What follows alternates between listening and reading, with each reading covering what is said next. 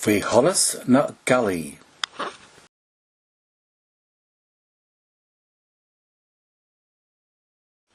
Nuair a bhí scoil thart,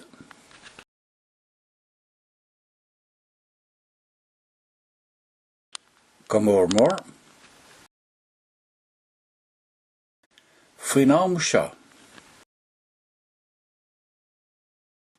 d'imigh an tarach agus tháinig an samhradh.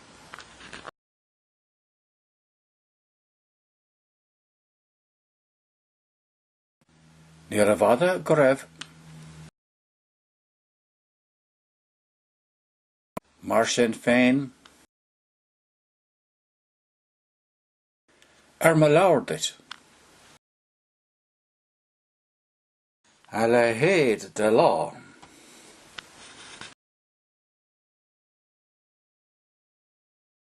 go tobann. Áthas an domhain. De réir a chéile, a réonchar. Chomh maith leis sin ar an gcéad dul síos.